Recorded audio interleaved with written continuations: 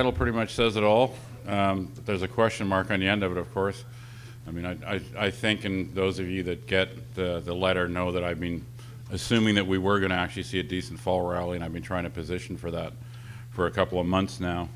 There's still obviously one very large piece to fall in place, and we'll all know whether it does at about 11:15 tomorrow morning. Really the big thing everybody knows that, of course, is what does Bernanke do tomorrow? Does he or doesn't he? He's certainly been telegraphing it. At a very minimum, I think he seriously threatens to do it really soon. I think he's gotten past the idea that he can't do anything for political reasons, and that was the main reason I was hesitant about it, to be honest, because we're getting pretty close to an election down there. But the way the system works in the U.S., you get appointed for 5 years if you're Fed governor, and his term's up in 2014.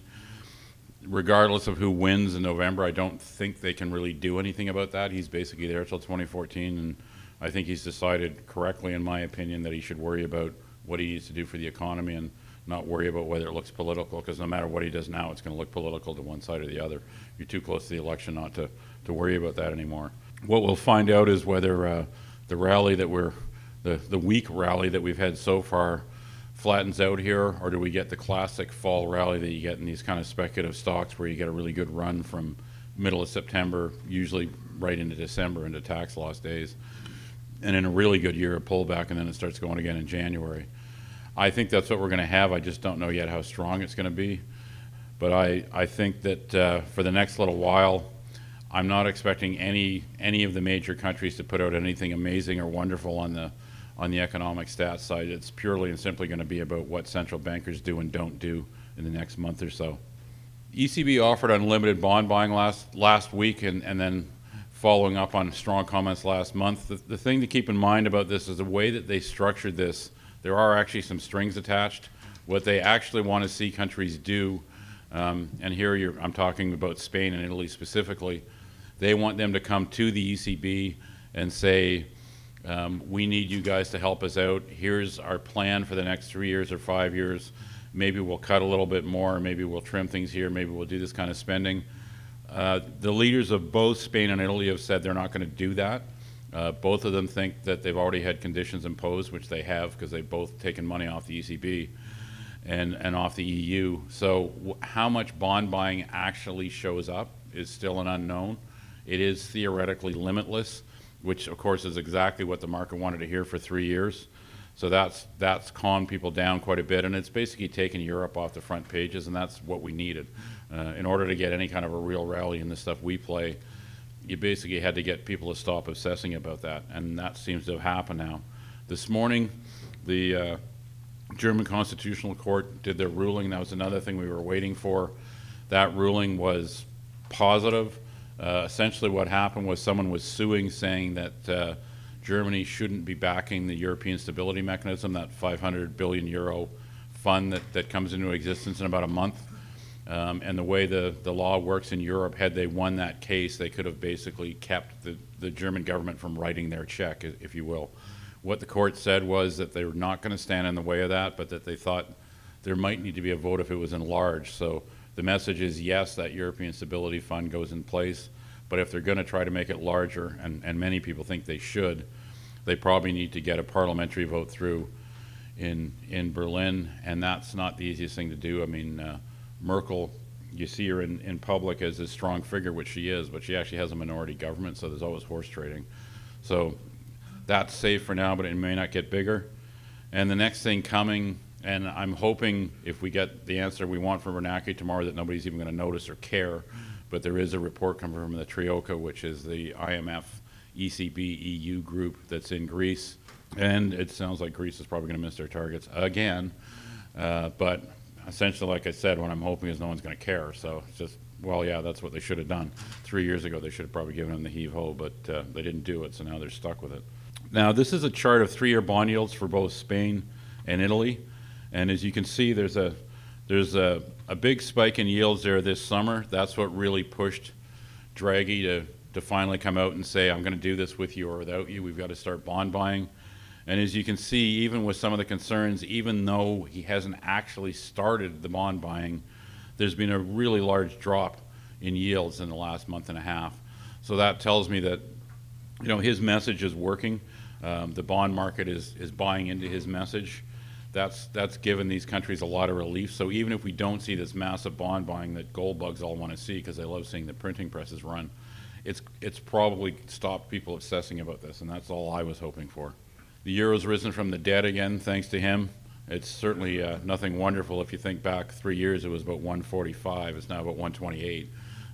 Hardly a stellar performance, but that's up from 122 a little over a month ago. And again, that's people deciding that what they're doing now is probably going to work. The place isn't going to go off a cliff, and that's all I'm looking for. And then, of course, there's Ben. What does he do tomorrow? Does he do it? Does he not do it? He's certainly telegraphing it. You can see the impact of him job-owning, new bond buying, job-owning QE3. The U.S. dollar index has come off quite nicely in the last 2 months. The U.S., probably the most useful part of their economy, the strongest part of their economy ever since the Great Recession has really been export industries. They're big multinationals. So none of those guys are going to be complaining about the fact that their cost base is dropping when they can sell stuff for the same price.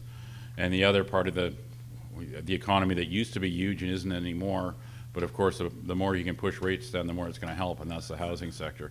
I certainly don't expect anything amazing out of the housing sector, but if it's not dropping, that's going to help some. So he's certainly got plenty of arguments for doing what we all hope he's going to do tomorrow.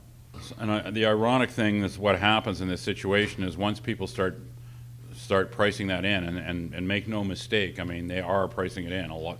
Most of the market has priced in him doing what we all want him to do tomorrow. If he doesn't, the last hour and a half of trading aren't going to be a lot of fun. So you should all probably be watching your screens at 11:15. You're going to know soon enough what he says. That's what I always say. No one believes it, but that's what I always say. If you take a look at this chart, I mean, it shows you that ironically the two, you know, Jackson Hole, there was a big spike there. I mean, people had started discounting the fact he was going to do anything, but the second spike that took it through 1700 was a crappy jobs report. You know, in a real normal world, you'd expect that jobs report to hurt the market, but of course the market had one of its best days in months the day they put that out, because everybody said, okay, that's it, he's going to pull the trigger. And not just the gold market, but all of the market loves liquidity. The more he's printing, the happier everybody is. So for now, bad news is good news. As far as our little corner of the market goes, speaking of not very pleasant looking charts, that's a pretty ugly one. I thought that we'd seen a bottom this summer, and it looks like we put in a double bottom. You know, with all of this foo-for-all in the last month, we've managed to get up to basically where we were at the start of the summer, so it's hardly a stellar performance. But it is going the right way. It is looking like it's setting up for a fall rally. The one thing that we need to see, I saw a little more of it today, we need volume. Pure and simple, this market needs liquidity. Juniors run on liquidity. Generally speaking, for you to have a strong, long rally where the junior market goes up 20, 30, 40%, you've got to be seeing a bunch of days where you've got 125, 150, 175 million share days for the index. It's doing about 80 right now. It did almost 90 today, and that's one of the best days in a couple of months. I wasn't really expecting anything till we got into September anyway, because summer's always slow for this stuff. So I think the big test, assuming Ben says what we want, the big test is going to come, I think, over the next 2-3 weeks. I mean, we should know pretty fast if that rally's in place, because you'll see volumes climbing. Even if you don't see the index do anything amazing, you'll see volumes climbing. But I think if we get another 20, 30% on the volume side, which is still not very high volume-wise, that's when I think you start seeing those days where it goes up 20, 30 points in a day, and that's when you know you're in the real thing. What's helped so far, the thing that's really carried the first weak part of this market, and the reason why it hasn't been broad is because there's really been a lot of focus on a small number of stories, and I've been harping on this for 2 or 3 months now. In my experience, and I've lived through a few of these cycles, the speculative stocks, as often as not, what turns the market around when you've had a really bad bear market, and we have, you know, we've had basically 18 months of down. Often as not, it's new discoveries that does the job. There's 2 charts here. The one on your left is Goldquest. That's a stock we followed for years. They made a really nice discovery in the Dominican Republic, beautiful drill holes. They still don't really understand the geology. They don't understand the geometry for that matter, but they've got 3 rigs on it. They're drilling like crazy. They put $20 million in the bank at good prices. And you know, it's a drill hole play, no two ways about it. But it's up several 100% from where we started talking about it, and it's got room for a lot more if they keep pulling holes like that. There's a lot of target there. The other one that was a bit more of a surprise, it's another one that had kind of been languishing on the list. It was a spin out from another company, is Reservoir Metals. They pulled a couple of amazing drill holes in Serbia. They're in a joint venture with Freeport-McMoRan. Freeport is doing the drilling and the reporting. Both of these things, interestingly, and to some extent, I think a lot of the geologists would tell you this is probably the wave of the future in a lot of areas. These are both blind discoveries, and I think going forward, a lot of the big discoveries are probably going to be blind. The really easy, low-hanging fruit in areas that are good political and good exploration jurisdictions, someone's walked over all those outcrops 10 times. You know, occasionally you get lucky and you find something new, but a lot of it's going to be things like this. The discovery at Romero started at about, it started at about 30 meters, but there's a landslide on top of it, so you never would have found an outcrop. The discovery at Reservoir, that was about 500 meters deep. It was a pretty gutsy drill hole. That one, Gold Quest, I'm probably more comfortable of the two, simply because the geology so far is fairly simple. Geology is not simple at Reservoir. It's actually quite sliced and diced, but it is part of a very large camp. Most people have never heard of the Bohr copper camp. Geologists all have, because it was on the other side of the Iron Curtain, but it's actually a very big copper camp. It's very well known internationally. And the one thing those guys have going for them is they also have 20 million bucks and they're not spending the money. And Freeport is very, very serious. They've got 4 2,500 meter capable drill rigs on that thing going simultaneously. Like they're not kidding around. So it's worth watching, but my spidey sense tells me I'm not sure the next hole is going to be that great, so I don't think I'd get brave at this point.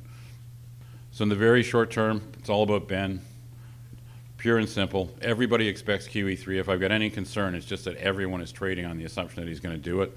I was skeptical about it for a long time, and I'm still not 100% convinced, but a lot of people in the market are. So in terms of the short term, there's definitely potential for a pullback starting at 11:15 tomorrow if he doesn't do what everybody wants, because so many people have traded on the assumption he's going to. That would probably be nasty, but I think short. Falling US dollar, it's helping everything, but we've been sticking pretty much with precious metals because I'd really like to see some stronger numbers out of Europe and the US, but more to the point, I'd like to see Beijing turn on the tap again. They haven't done it quite yet. They started to announce initiatives in the last 2 weeks, large infrastructure projects. That, of course, is exactly the kind of things that helps the metal market. But they have had an inflation uptick there. And I think what they're waiting for, and this is just a guess on my part, I've assumed all year that what they're waiting for is the handover of power. Every 10 years, the Central Committee in Beijing basically gets handed over to the new guys. That's supposed to happen over the next month. You'll see some of the older guys retiring. The guys that we all recognize in the news stories, they'll all be retiring. New guys will come in. And I'm assuming they're holding back a little bit, letting those guys deliver the good news. The nice thing with China is always, unlike Washington, unlike Europe, they can actually just write checks.